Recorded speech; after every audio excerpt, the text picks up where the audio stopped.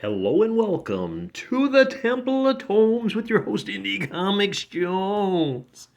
Today is March 20th, 2022, and this is episode, I think it's 489 or 490.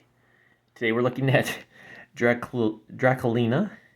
It's issue number 2, coming out from Dynamite. It's rated teen, and it comes in at a whopping $3.99. We have the A cover here. As you know, Dynamite puts out multiple covers, and we'll look at some of the other covers. This one's not too bad. As you can see, the abundance of Draculina being held down by a few thin straps of ribbon.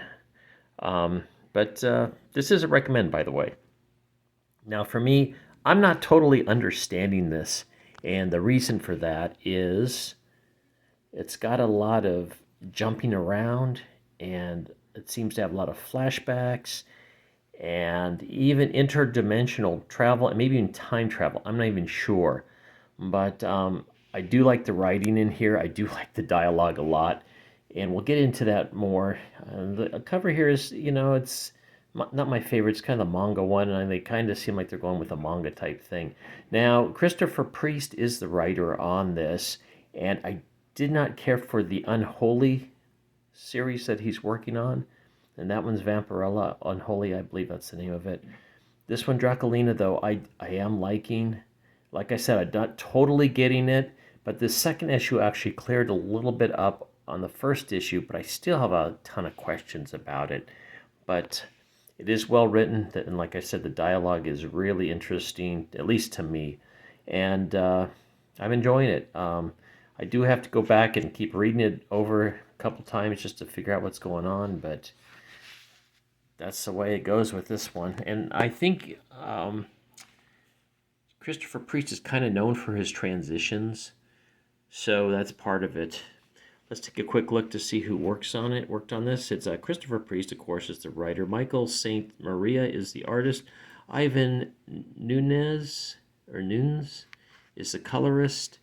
Willie Schubert, not Sherbert, Schubert is the letterer. Matt Idelson is the editor, and the cover A is Colette Turner. And there's like I said, there's a whole bunch of variant covers for Draculina. We'll check out that gallery in a bit. Now, like I said, there's almost every page or two, there's a different location and a different time. Like this starts out Ratatouille, and it's now, and they have their little pet rat with Katie, and she is actually like kind of like an alter ego of Draculina. She's a young girl, and somehow she came into Draculina's dimension, so only one can exist at one time, and this is where it gets a little more confusing. Now there's a candle. If she lights the candle, Draculina comes into being, and when the candle goes out, Katie comes back, and Draculina is stuck in a different dimension. Whew. Okay, so this is a detective that's trying to help Katie out. There's been a number of drained bodies they found in San Francisco, and when the detectives get there, Katie's always there. Now, they made her look a little chunky here. She really doesn't usually look that chunky, so I'm not quite sure what's going on there. Maybe the artist just got a different look. And the detective's name is Imogen, or I think that's how you say it.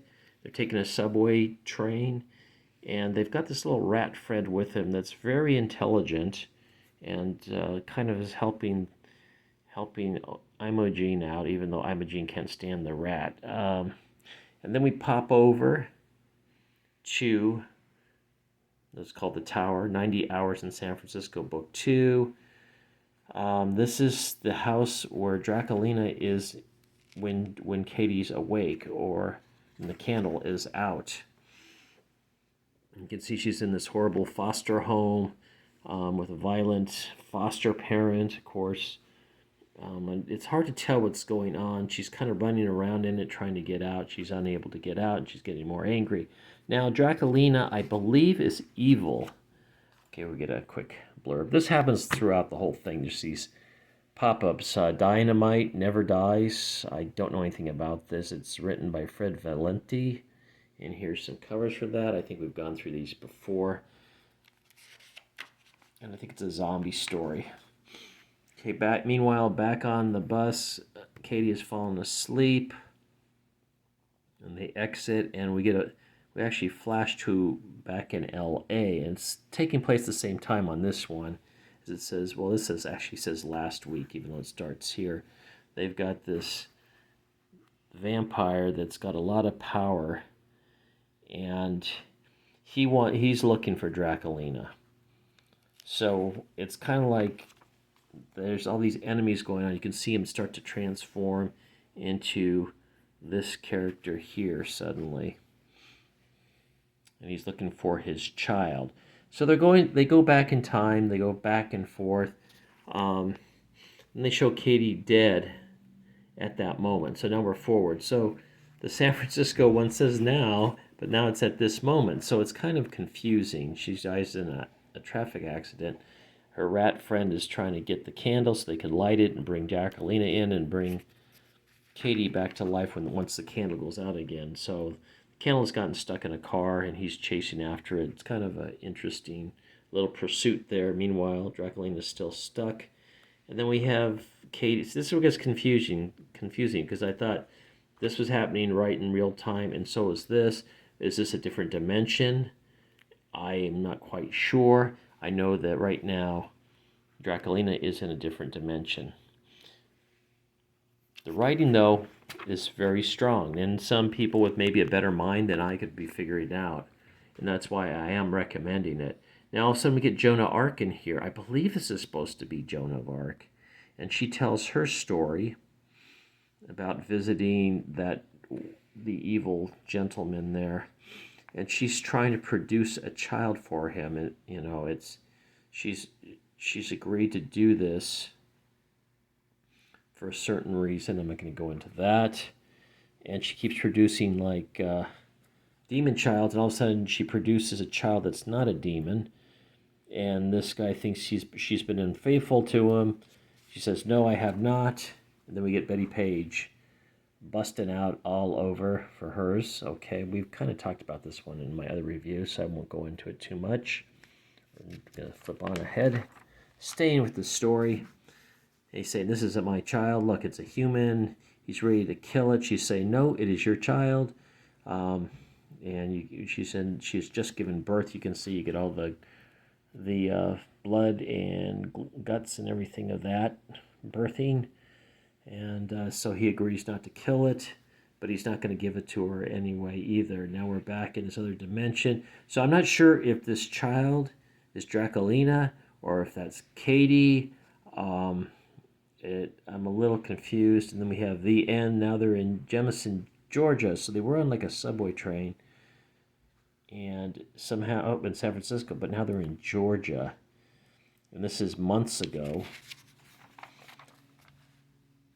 And Katie's by herself getting out.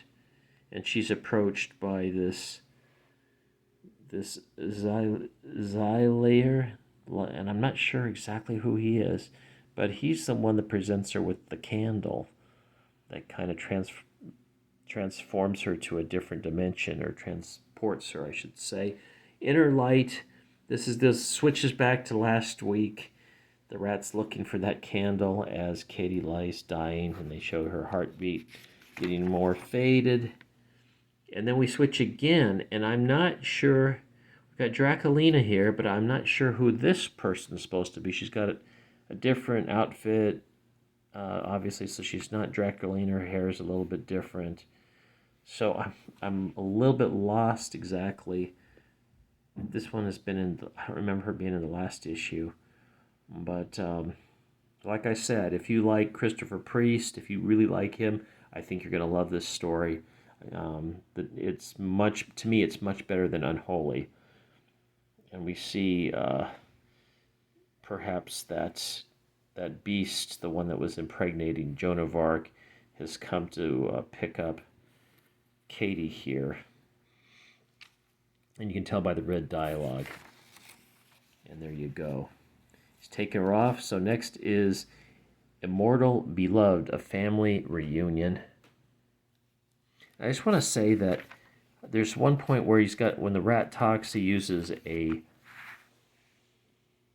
white text on black, and to me, it was really difficult to read because they bolded the white. I think if they go away from the bold, it'll be a little bit easier.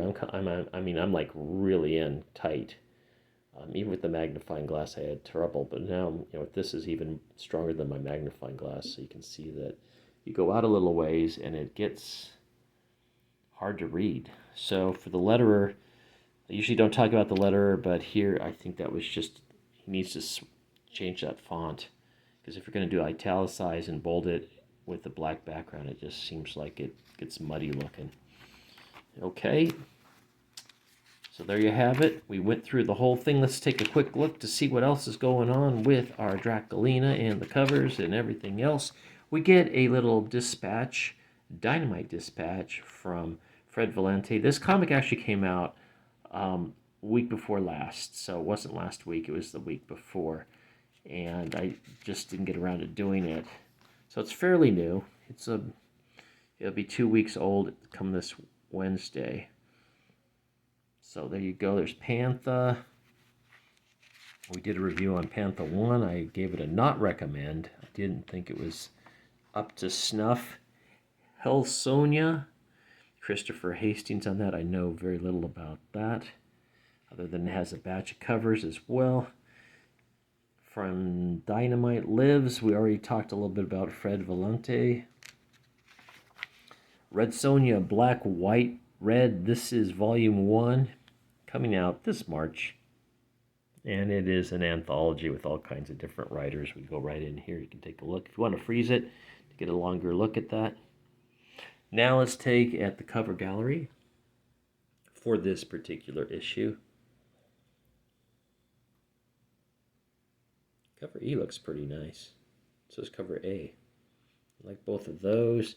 And then there's just some variants of some of the covers that we've already seen here.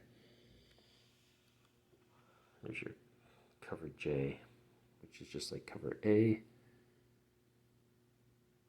Actually, I have cover B. I thought I had cover A on this, but I don't think A was available any longer, so I got cover B. And so I made a mistake there. Sorry about that. And here we go with the rest of these. These are the exclusives. Good luck finding these. Maybe on eBay. Finally, this. And the back cover, nothing much, just digital comics. So there you have it. Draculina, it is a recommend. It is a tough read. I'm not going to kid you. It's tough to follow. It does bounce around a lot. It has interdimensional movements for the characters and time, what I believe may be time travel as well, and characters existing in different dimensions at the same time. So I am enjoying the dialogue. I'm just not following the storyline quite right, I think, but I do think this issue is a little more clear than issue 1. So if you want to jump on this, it's a decent read. Okay, thank you for stopping by and listening to this YouTube video review of Draculina. As always, please like, please subscribe if you haven't. Please leave comments if you wish, and we'll see you next time at the Temple of Tomes. This is Indie Comics Jones bidding you a wonderful new spring, and adieu.